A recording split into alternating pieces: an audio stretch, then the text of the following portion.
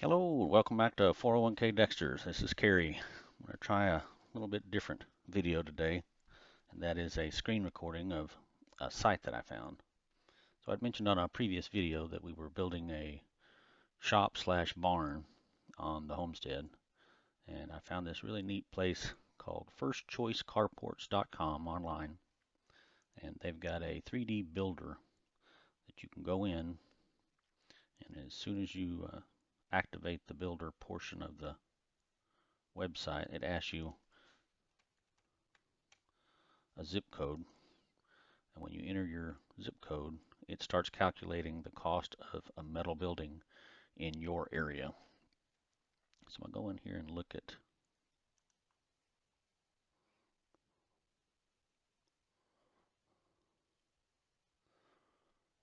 a combo building here. I'm going to start with it. Go in and you can select on the elements that are in the design and change them or remove them. To move about in the model, you can click your mouse and hold down and rotate up and down or side to side to move the model around in 3D space.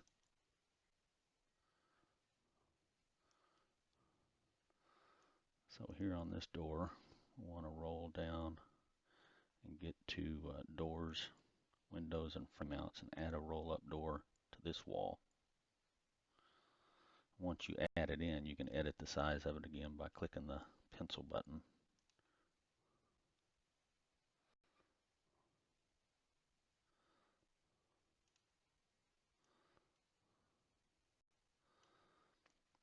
So right now, we're looking at a 20 by 30 overall. What we want to do is change the size of it to where it's 40 foot overall. And then the shop itself is 20 by 20. Let's raise the outside edges to 12 feet. Okay, so now we're getting close. We've got a 20 by 20 shop with a 20-foot overhang on the back. And let's go to sides and ends. We want to put a left lean-to on it. Lean only. And it throws it in the full length of the side.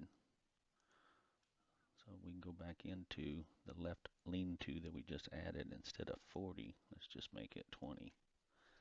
So the same size as the shop. Now, this side is going to be the side for the horses. So we want a little bit more coverage for them.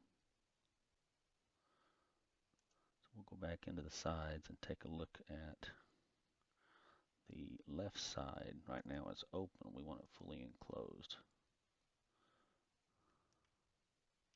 Oh, nope, that wasn't the right one. So then you come down here, you make a mistake, you can hit the undo button. And that's because we had the center section here selected. So if we go back to the lean-to, it's going to give us the options for sheeting that side. Right now the left side is open. We're going to want it fully enclosed. There we go. Now when you go down to the end and you click save, it's going to ask you, here's all your information. You can send an email to yourself with a link back to the model that it saves for you. But we're not quite done yet because we want to go in and we want to add in a right-hand side lean-to only. Again, it defaults to the full size of it. So now that we have it selected, we want to go back in and say we were on the right-hand side. It made it 40. We're going to change it to 20. Now that side's going to be the carport, so we really don't need any sheeting on the side of it. But again, you can go in and box off these ends, box off the sides, add in doors to the lean-tos. You can just get however creative you want. So right now, we're going to swing this around. I want to go back up to doors and windows. Got to make sure that your right section is selected, so we don't put a door or a window in the lean-to, but we want to add it to the center section. Since I'm facing this view and I go down and add in a door, it should add it in the door to the side that I'm looking at. Move that around in the model after you go and place it into the model.